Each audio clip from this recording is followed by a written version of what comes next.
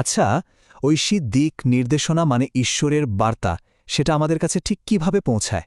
আর আমরাই বা কি করে বুঝব যে সেই বার্তাটা আসলেই সৃষ্টিকর্তার কাছ থেকে এসেছে? আজকের এই আলোচনায় আমরা ঠিক এই বিষয়গুলো নিয়েই কথা বলব। নবী রাসূল এবং তাদের সাথে আসা যে অলৌকিক নিদর্শন, অর্থাৎ মওজিজার গভীর তাৎপর্যটা বোঝার চেষ্টা করব। এটা কিন্তু আসলেই একটা চিরন্তন প্রশ্ন, তাই না? যখন চারপাশে এত মত, এত পথ, তখন আসল সত্যটা খুঁজে বের করা কিন্তু বেশ কঠিন একটা চ্যালেঞ্জ। আর এই মৌলিক প্রশ্নটাই আমাদের আজকের আলোচনার একদম কেন্দ্রে রয়েছে।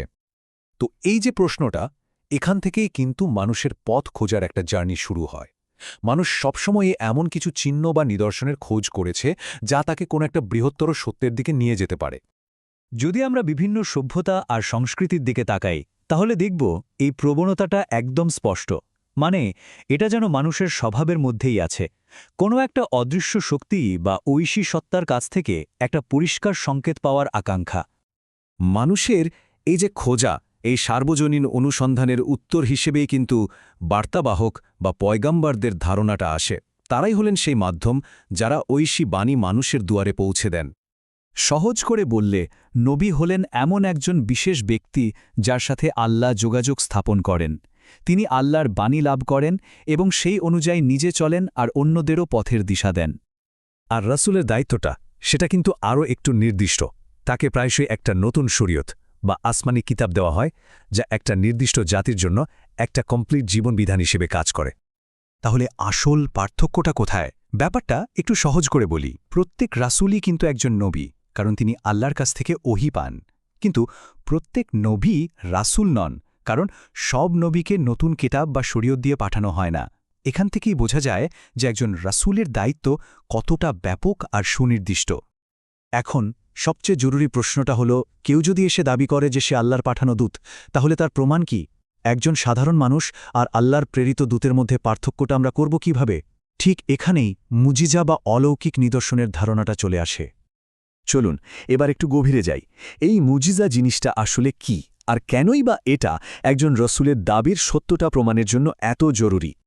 এ কথাটা কিন্তু বিষয়টা দারুণভাবে পরিষ্কার করে দেয়। মুজিজা কোনো ম্যাজিক বা জাদুর খেলা না।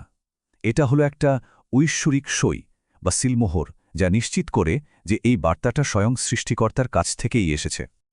একটা সত্যিকারের মুজিজার বলা যায় তিনটা প্রধান বৈশিষ্ট্য থাকে। প্রথমত, এটা তৎকালীন সমাজকে একটা চ্যালেঞ্জ জানায়। যেমন ধরুন, হজরত মুসা আলাইহিসসালামের সময় জাদুবিদ্যার খুব চল ছিল, তাই তার লাঠি সাপে পরিণত হওয়ার মুজিজাটা ছিল তখনকার জাদুকরদের জন্য একটা বিরাট চ্যালেঞ্জ। দ্বিতীয়ত, এটা এমন একটা কাজ যা করা মানুষের ক্ষমতার বাইরে। আর তৃতীয়ত, এবং সবচেয়ে গুরুত্বপূর্ণ, এই অলৌকিক ঘটনাটা নবীর দাবির সত্যতা প্রমাণ করে। এখানে একটা খুব সাধারণ ভুল ধারণা আছে। অনেকেই ভাবেন মুজিজার উদ্দেশ্য হল মানুষকে চমকে দেওয়া, কিন্তু এর আসল উদ্দেশ্য মোটেও তা নয়, বরং সঠিক পথের দিকে ইশারা করা। এই যে দেখুন, একদিকে আছে ভুল ধারণা, আরেকদিকে আসল উদ্দেশ্য। অনেকেই ভাবেন এটা হয়তো এন্টারটেইনমেন্ট বা ম্যাজিক, কিন্তু না, এর আসল উদ্দেশ্য হল নবুয়তের সত্যতা প্রমাণ করা।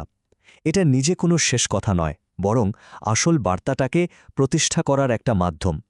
এর মধ্য দিয়ে সৃষ্টিকর্তা আসলে তার অসীম ক্ষমতা প্রকাশ করেন। এই উপমাটা কিন্তু খুব গুরুত্বপূর্ণ।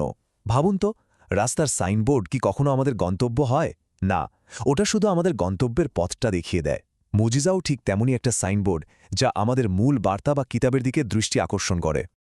আলোচনার এই পর্যায়ে এসে আমরা সবচেয়ে জরুরি পয়েন্টটাতে পৌঁছেছি, আর তা হল অলৌকিক ঘটনার চেয়েও অনেক বেশি গুরুত্বপূর্ণ হল সেই বার্তা যা ওই ঘটনার মাধ্যমে প্রতিষ্ঠা পায়।